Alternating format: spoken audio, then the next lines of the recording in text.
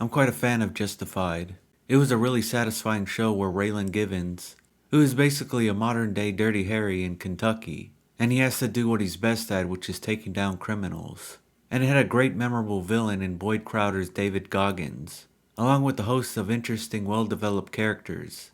And a lot of the success can be attributed to Graham Yost, the creator, as well as being adapted from an Elmore Leonard book.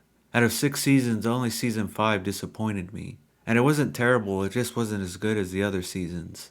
But it did end on a high note, which not every show can claim. Now most people will be happy to hear that they're bringing back a beloved TV show. But now because it's 2023, we're not allowed to have good things. And to make matters worse, they didn't bring back their creator and writer Graham Yost, which is a really bad sign. But hopefully my instincts are wrong and they surprise me. So let's get into it. So Raylan's taking time off so he can drive his teenage daughter to a camp for troubled girls. But he's interrupted by a carjacking involving 2 Detroiters. He captures them, but he takes his sweet time turning them in. This leads him to a Detroit courthouse where the judge drops the charges. Givens is sentenced to sticking around in Detroit and helping to capture a killer played by Boyd Holbrook, and chaos ensues. So is Justified City Primeval justified in returning? I'm sorry to say it's a definitive no. Throughout the season, mostly my eyes have been glazed, as I sat bored waiting for something to happen, which is just about the worst thing you can say for any piece of entertainment.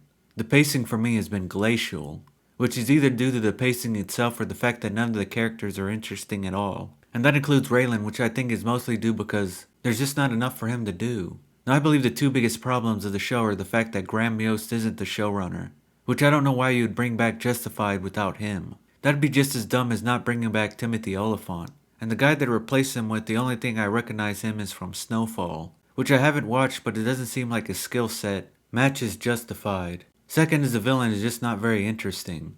I like Boyd Holbrook even though his career to this point has been fairly disappointing. Since Predator he's not been given a great role, especially in Indy 5 where he was a henchman that seemed like a complete throwaway role. And here he feels more like a cartoon than a character. Now if you don't have a good villain for a crime show, you're working uphill. And usually in other seasons besides the main villain, you would have other villains and side characters for Raylan to interact with. And besides the few that are not very interesting, it's pretty light in that department as well.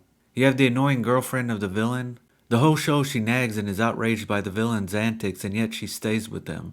Then there's the defense attorney who's played by a good actress, but I just didn't buy her being Raylan's love interest at all. Then there's Raylan's daughter, who I found annoying as hell. And I could keep going, but I would be just repeating the same thing. Good actors stuck in a poorly written and paced story that easily could have been half as long. Hell, halfway through the season I wanted to stop. I was just going to review the first 4 episodes. But since I was halfway through, I might as well gut it out. Maybe it will redeem itself. Unfortunately I was wrong, and if anything it pissed me off even more. The whole season felt like it was leading to a standoff between Raylan and Holbrook.